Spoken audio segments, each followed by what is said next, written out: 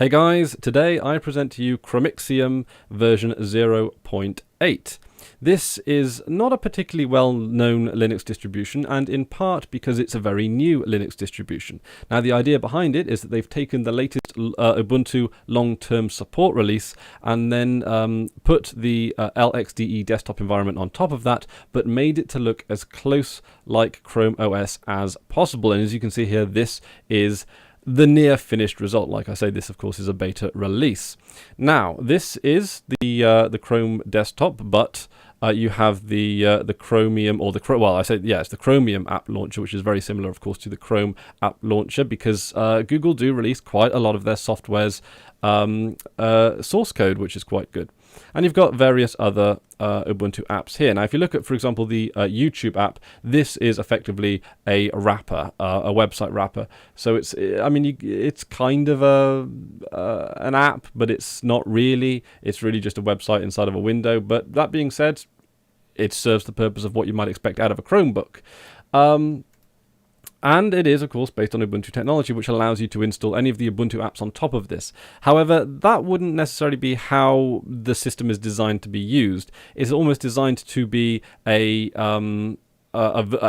Chrome OS type system that you can put maybe onto an old laptop or even an old desktop that people are sort of somewhat familiar with the layout or somewhat comfortable using, because a lot of people, of course, are familiar with the Chrome or Chromium style browser, and maybe Linux might be new or too intimidating for a lot of not very tech savvy people. So if you wanted to revive an old laptop for a friend or relative, this might be a decent option to go down, because it's something that's it's somewhat a little bit more familiar, but it still makes the best use of Linux-based and GNU Linux-based technologies. So, most of the apps here on the in the sort of the app bar are wrappers to things like Google Drive. I'm not going to go into Google Drive or Gmail simply because this is a guest profile on the operating system, so I haven't signed into my Google account for obvious reasons. This is the Nautilus file manager, which, it's a solid choice, can't go wrong with it. I like the icon theme, very minimalist. It is a little bit grey, which some might consider to be dated, but it doesn't. It's a nice theme that sort of runs into the background. The aesthetic I actually quite like. You can, of course, change it to your heart's content, but as a default theme, it's pretty good, especially as far as OpenBox goes, which is what the window manager is.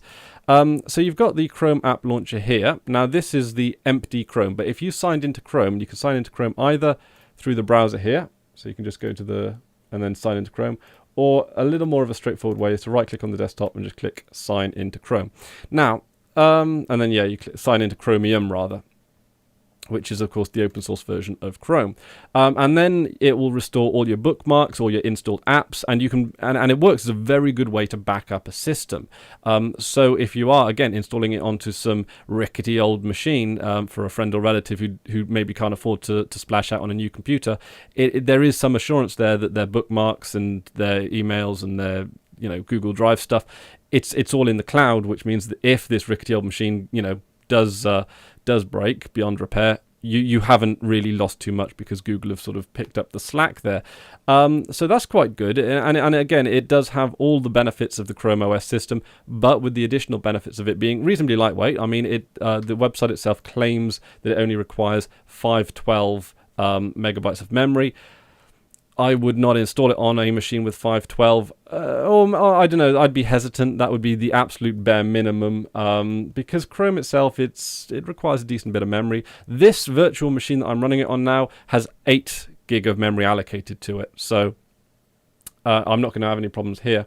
But then again, the problem with running distributions in a virtual machine is that sometimes the snappiness doesn't necessarily translate across because of processing power and all this kind of stuff. I've got to record it with my recording software, and then I've got web browsers and stuff in the background that you can't see.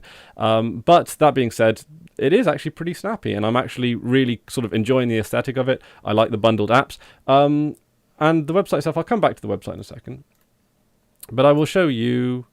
So if you right-click on the desktop, which comes with some nice wallpapers as well, you can go to the control panel. And I actually quite like the control panel. So this is the Chromixium control panel. It's not the LXDE control panel, which is quite interesting.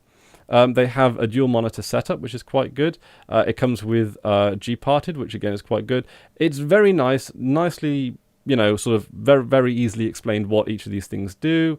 The startup applications as well you can mess around with. Screensaver settings. It comes with Synaptic Package Manager. I can't get my words out today. Synaptic Package Manager and the Ubuntu Apps Store, or Apps Directory as they've called it here.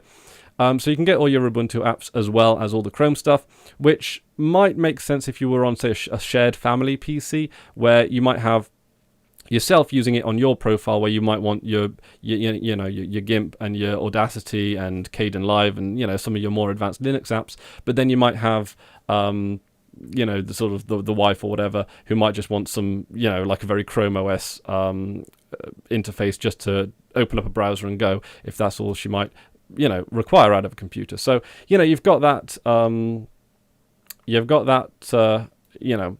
ability to switch across. The profiles work quite well, as well as they do in any other Linux distribution.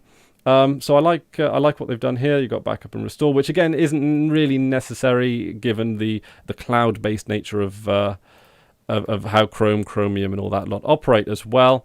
I got to say, when it comes to things like the Chrome backing up everything, including your bookmarks, your browser themes, your browser add-ons, it does a very, very good job at that as well. So it's certainly not a bad set of software to actually build a desktop-based operating system around. It comes with the Pepper Flash plugin, so you've got a very real up-to-date version of Flash, which a lot of other distributions do not include. So there's certainly that going for it.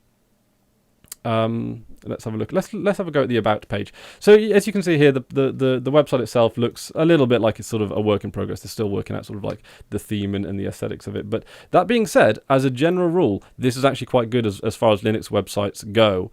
It's got a nice news feed. It's got everything here at the top. Sometimes Linux websites can get a little bit too bogged down in the technical details. This kind of does to a little bit, but since the software itself is still in beta, you can very easily forgive that, and it doesn't overload you with it as well. Especially if you go to the About, well, what's Chromixium all about? It talks about the benefits. It talks about the technical specifications. So that bit would be sort of obviously really only relevant to Linux enthusiasts, but and yeah, again, this is quite technical. It doesn't sort of for example, if you wanted to install this onto a machine that for someone who just really needed an internet portal, then this website might be a little bit on the technical side for them. But that being said, it's a straightforward website. It has the news, it has the forums there. So you've got all that kind of stuff. It's still a very new distribution, and it's still sort of finding its feet, but it's very, very promising for a distribution that has yet to actually see a stable release. In fact, it's so much of an unknown at the moment, it doesn't even appear on the DistroWatch's top 3 or top 280, which, but then again, it's new. And as far as new distributions go, there is a reason I decided to do a demonstration on this distribution. It caught my eye, and it seems to have dodged a lot of the pitfalls that a lot of new distributions have. I do have a fair amount of criticism for distributions that just repackage Ubuntu, stick their favorite desktop environment on it, and then just hand it out. But this one actually seems to have a very explicit and concise direction. And that direction is more towards the Chromebook style user. If you've got an old netbook and you want to turn it into a Chromebook, then this might be something that you would consider looking at. If you have a shared PC where you might have one person that wants a very simple portal to the internet and you've got someone else that actually wants Linux apps, then you can meet both needs with this distribution. And you don't just have the Ubuntu repositories to install additional software. You have the Chromium Web Store, and I don't know if am I going to. Yes, I can visit the Chromium Web Store without signing in. That's great. So you've got all the Chrome apps here, which you got work. I don't know what workflow is. You got Solitaire. You got games. You got a decent stack of games in the Chrome Store. Now this might be where you might need a slightly faster machine than something with 512 megabytes of RAM. But all that's said and done, you've got, you've got a lot of apps. And the App Store is actually quite easy to work with. And one of the real benefits of it, of course, is that if you have someone who is not who is not particularly tech savvy and not particularly Linux savvy, and they install an app from the App Store, or maybe like significantly further down the App Store, it only puts their user account at risk, or they're not going to destroy a machine because of how Linux works in regards to its permissions and all that kind of stuff. So you can install so your Google Apps almost to your heart's content. I mean, I know there are some risks to it, but because you don't give it the root permissions to allow it to change parts of the system, it's significantly more secure than, say, any Windows counterpart or I was going to say a Mac counterpart there, but I don't actually know very much about Macs. All in all, a very promising distribution. It is one of those distributions that knows where it's going and knows what it wants to be.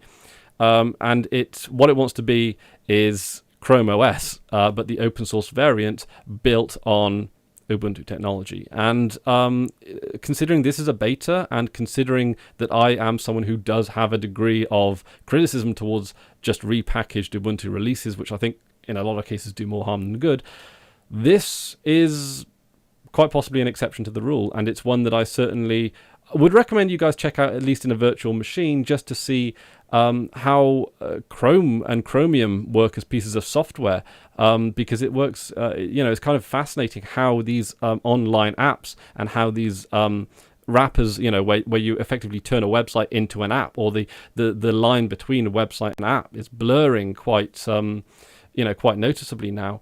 And to have these cloud-based machines that don't need to be updated that often, it's only security updates and ones that are reasonably easy to update and so forth. It's very interesting to see how these pieces of software are put together, and how how Chromixium seems to rely more on the Google Apps store than it does on the Ubuntu repositories. The Ubuntu repositories are for perhaps more advanced users, and I've got to say, I like what I see. And for what is effectively practically an unknown distribution, this shows a real degree of promise. So that's about it for me today. Thank you very much for watching. I will, of course, put the website for Chromixium down in the description below. Let me know your thoughts down in the comments section below.